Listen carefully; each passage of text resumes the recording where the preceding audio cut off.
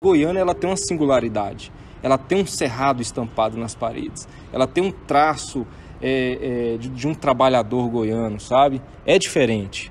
Toda a história de Goiânia, que sempre foi um lugar em que a cultura vibrava. Porque o centro está cheio de craqueiros, mendigos, e essa galera não tem como se alimentar por aí de uma forma mais digna, acabam sendo vândalos. Com os eventos da modernidade, mudou-se para os shoppings e o centro foi ficando esquecido. Mas ainda é um ponto de encontro cultural de quem gosta de ver as coisas antigas, tem que vir no centro.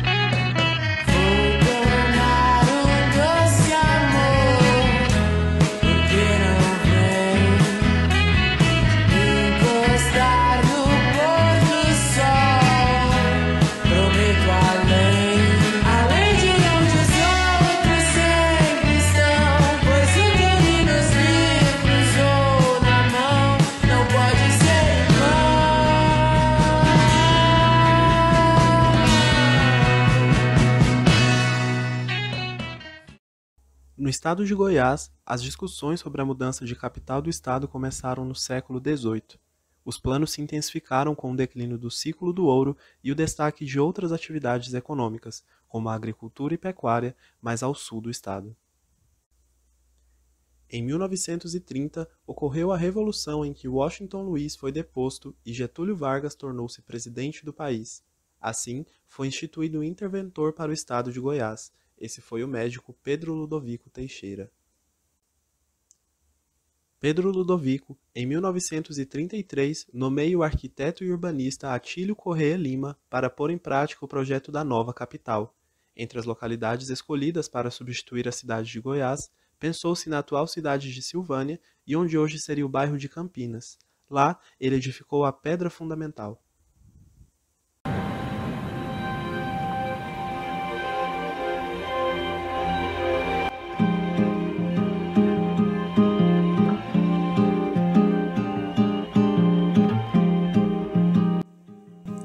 O projeto inicial abrangia as principais ruas do bairro. À esquerda está a Avenida Araguaia, ao centro, a Avenida Goiás, e à direita, a Tocantins. As três avenidas unem-se, indo em direção à Praça Cívica, no centro de poder político do estado. Juntas, essas ruas imitam a forma de Nossa Senhora Aparecida, a padroeira do Brasil. Frequento aqui desde a década de 70. Aqui era realmente o que se fala, é o centro. Era o lugar onde você assistia um filme, tomava um sorvete, você namorava, você passeava. Goiânia, de fato, é uma cidade que consegue abrigar vários núcleos assim, de cultura, tanto jovem quanto mais adulto. Assim. O que acontece? Quando a gente fala de centro, a gente está falando não só de um aglomerado de edifícios, mas também de um aglomerado de pessoas. Então as pessoas da periferia, que é a zona em volta ali da parte mais ocupada, vão para ali para buscar facilidade. Tem uma diversidade de lojas do mesmo segmento, tem uma diversidade de serviços do mesmo segmento. A gente recebe aqui turistas do Brasil inteiro e até de fora, então sempre elogiando nosso trabalho, nosso produto. Depois que passa aquela movimentação toda das lojas, que a rua se acalma, parece que eu estou numa cidadezinha do interior, que eu não vejo ninguém passando. É um silêncio, é bem tranquilo morar aqui.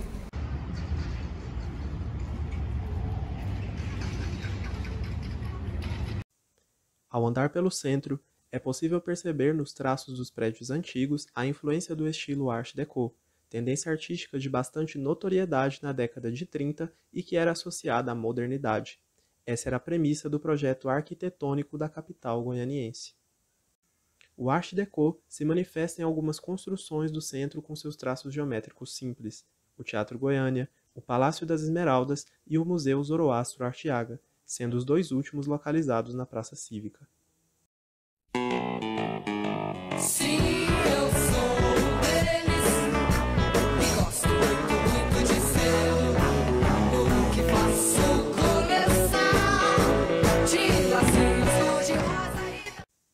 Em matéria publicada pelo jornal Diário da Manhã, é evidente que o centro deixou de estar nos holofotes, mas a sua ocupação após o período severo da pandemia é cada vez mais forte. Bares como Liberté e Zé Latinhas misturam música e cultura às noites de diversão com os amigos. O velho setor também encontra-se num momento de revitalização recente de locais como a Praça Cívica, a antiga estação ferroviária, na Praça do Trabalhador e o Beco da Codorna, que abriga trabalhos artísticos de diversos artistas goianos. Passeando um pouco pelo bairro, é bem provável que você se depare com os grafites de Wes Gama na Rua 3, por exemplo. Aqui eu acho muito um ponto de encontro de culturas. As pessoas usam muito o centro, não só de Goiânia, mas cidades em gerais, para poder se expressar culturalmente através do grafite, de lanches na cidade e até de eventos que tem aqui no bairro. Teve épocas de muito abandono aqui também, eu acho que é importante ressaltar isso, e que só nesses últimos anos que a gente pode sentir essa revivência da arte aqui no centro novamente. Mas é um ponto de cultura da arte e a gente vê cada dia esse movimento aumentando. Mas aqui é possível você achar as chamadas raridades, as preciosidades, e em todas as áreas. O sebo tem essa vantagem, de repente pode aparecer algo na sua mão que poucos têm. E isso é um negócio que só o sebo é possível realizar essa situação, entendeu? Em nenhum outro modalidade, nenhum outro espaço que venda livro, isso é possível de acontecer. Que toda cidade, tipo uma metrópole, sei lá, São Paulo, Rio, já passou por isso, assim. Teve um momento que o centro, como estava acontecendo aqui, que estava completamente desocupado, não tinha nada, absolutamente nada, assim, à noite, não tinha movimento nenhum. E agora tem um movimento, mas esse movimento ainda é visto por maus olhos, assim. Acho que mercado é uma coisa que ultimamente ele está virando meio que cult. Então, eu acho que as pessoas, o goianiense, devem vir visitar e conhecer o nosso mercado, porque ele é muito bonito, ele não passa vergonha nenhuma em relação das outras capitais. Então, sejam bem-vindos, venham ao centro, venham ao mercado. Acho muito importante que as pessoas têm que ter acesso à cultura, é um enriquecimento, não só da parte de cabeça, eu falo de coração, de alma, porque isso contribui para você melhorar tudo, porque você toma conhecimento das coisas que passaram, das coisas que estão acontecendo agora, e através disso você pode ter uma visão do futuro. A geração nova tem que assimilar, tem que ter o prazer de ler, de ouvir música boa, de ler bons livros, de ir no cinema, de tudo, porque faz parte, é evolução nossa, nós temos que preservar a nossa cultura. Pelo que você falou, assim, tem muito jovem, então a geração nova do centro, porque o centro ainda convive com um choque que é a primeira geração que criou a cidade ainda mora aqui. E agora tem essas novas gerações que estão tentando, que são jovens que querem ir pra rua mesmo, não tem muito essa coisa de um ambiente fechado e tal, então a galera gosta de ficar na rua. Goiânia é uma cidade quente, uma cidade propícia para isso, então eu acho que é mais um choque momentâneo, mas é um caminho sem... Eu acho que é um lugar acessível para todo mundo sabe onde é o centro, sabe, aquele lugar que é fácil de encontrar e que é um lugar que a gente pode se manifestar. Tipo, recentemente teve o festival Lambisgoia, que eles pregaram lambes pelo centro, e aqui é uma fonte de cultura, onde também se concentra a maioria das galerias de arte. Quando é o primeiro estalo na frente, significa que ela está preparada para você tirar uma foto. As fases aqui, que quando eu mudei pra cá era um lugar muito perigoso, muito estranho, e eu morava na outra parte, mais perto do Marginal, e lá eu vi muita coisa de crime acontecer. Só que durante a pandemia isso foi dando uma melhorada, o centro foi esvaziando de uma maneira muito estranha, que era estranho viver aqui sem esse movimento todo, mas criou uma segurança também. E atualmente está um pouco mais seguro. Segurança não é polícia, segurança é movimento e ocupação, assim, da cidade e da rua mesmo. Assim. Vamos falar de polícia, por exemplo, se é que isso pode se denominar segurança, tem bastante. Mas a gente sabe que não é uma coisa assim que tem muita efetividade, porque o centro está cheio de craqueiros, mendigos, e essa galera não tem como se alimentar por aí de uma forma mais digna. Enxergo o centro como um lugar que tem todos os moradores de rua possível e que vão correr atrás de você e que é muito perigoso. Mas na verdade não é assim. Tipo, as pessoas fizeram daqui o lar delas também. Elas não têm pra onde ir, elas moram aqui simplesmente. Elas não são as pessoas perigosas aqui, só é o lar delas. Ter a visão de segurança como alguém que promove a segurança, assim. Segurança, quem traz é o movimento e as pessoas na rua, assim. O centro, durante o dia, ele não é perigoso, porque o centro tem muita gente andando na rua. Então, o caminho para que ele se torne um lugar mais seguro é cada vez ter mais lugares abertos e cheios. Então vai se tornar um local seguro com o tempo, assim. Isso é um princípio urbanístico, mas é porque a gente tenta ir pelo caminho mais simples. O centro hoje encontra-se abandonado. As autoridades públicas do estado e da própria capital têm esquecido o centro. Basta você rodar o centro, você vai ver o descaso que está o centro. Algo que a gente lamenta muito. O centro deveria ser um dos pontos atrativos de uma capital.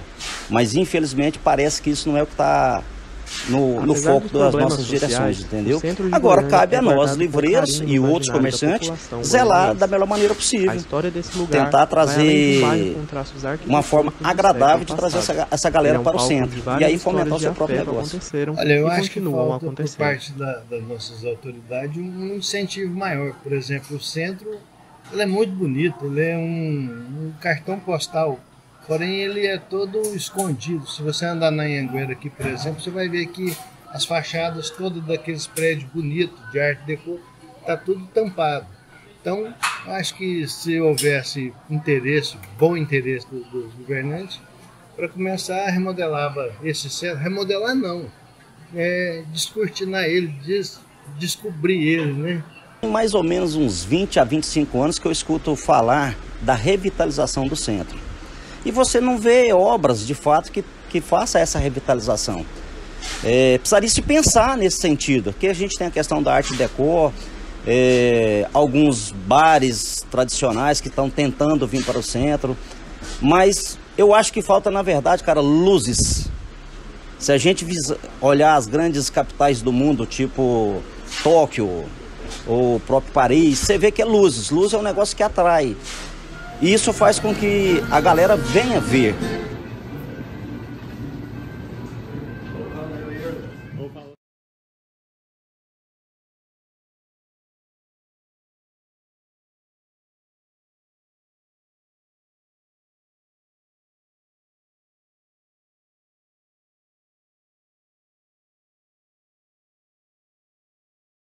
Começou no ramo aqui no mercado em 1951. Ele era noivo da minha mãe, então eles começaram com um negócio, um pequeno negócio, e meu pai ficou até falecer. Ele só saiu daqui dessa forma. Então foi até 2010. Então foram esses anos todos ele tocando. E assim que ele se foi, eu continuei a história dele. Cara, sozinho a gente pode ir até em algum lugar, mas seria muito breve essa corrida. Então quando eu agrego aqui a minha esposa para trabalhar junto comigo, quando eu agrego o Matheus, que ele hoje é meu principal auxiliar, eu tô transbordando essa arte para a vida deles e tô recebendo de volta essa arte. Porque as pessoas que hoje frequentam a loja são as pessoas que gostam de preservar a cultura. Então eles gostam de ver as coisas como foram feitas antigamente. O estilo, o som, a qualidade. Então o carinho que eles têm pelo vinil, eu acho que não vai passar nunca, porque é o seguinte, é uma coisa que passa de pai para filho. O centro de Goiânia acabou se tornando uma referência para os artistas exporem seu trabalho nas paredes. Então, desde criança, eu observava vários trabalhos de arte nas paredes e percebi que ali havia um aglomerado de arte. E quando eu me tornei artista, eu queria participar desse aglomerado de arte. Então, quando eu pego o meu trabalho, saio da periferia de Senador Canedo e coloco um lambe-lambe na parede de Goiânia, no centro de Goiânia, coloco um grafite, instalo um grafite naquela parede, é justamente com a intenção também de alcançar o maior número de pessoas também com a minha arte. Físico com vinil é que faz a diferença. Então a pessoa curte aquilo, dele olhar, dele poder pegar na hora que ele quiser. Então ele vai lá e olha aquele disco que ele gosta tanto, que tem tantas memórias, que marcou na vida dele. ou às vezes o cara é novo, marcou na vida do pai dele, ou às vezes até do avô. Então o cara curte aquilo, é aquela nostalgia gostosa, aquele sentimento assim de saudade e de prazer. Bienal de 2019, que teve pessoas que me ligou chorando lá de São Paulo, porque precisava receber aquela mensagem. Talvez estava com algum conflito existencial, algum problema em sua vida, que quando ela leu o meu grafite, ela conseguiu absorver aquela mensagem e dar um novo start na sua vida. O grafite é uma mensagem que você não escolhe ler, ela está ali e você absorve ela inconscientemente. Então, aqui é uma grande família, a gente conhece todo mundo, toda a vida, desde os mais antigos até os mais novos. Então, sua amizade é uma grande família mesmo. Basta você, minha castanhinha de baru. Basta você, minha castanhinha de baru. Basta você, minha castanha. Como pode ser observado, o centro ultrapassa o ideal predominante do lugar de comércio. Memória, arte e afeto são palavras essenciais para tentar compreender a dimensão que esse lugar tem na vida de cada comerciante ou morador. Está vivendo aí uma segunda ou terceira geração do grafite aqui no Brasil. Começou ali no final dos anos 80, 70, teve força em 90 e 2000 despencou, né? Alavancou, na verdade.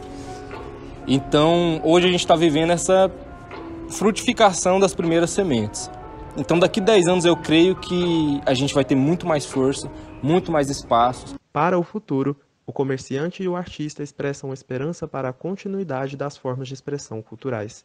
Baseado na Constituição Brasileira, no artigo 5º e 220, a liberdade de expressão artística e cultural é direito humano e fundamental de se expressar livremente através das linguagens artísticas e manifestações culturais, sem submeter-se à censura ou licença. O centro é a minha casa, sabe? É um lugar que eu quero morar durante muito tempo, eu gosto muito daqui.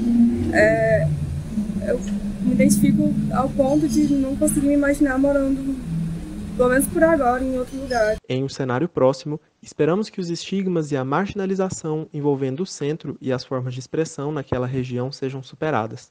Quem convive diariamente com ele e conhece sua essência, sabe da importância cultural que permeia por muitos anos. A gente só cresce perante os desafios, então em crise crie. Essa é a minha mensagem.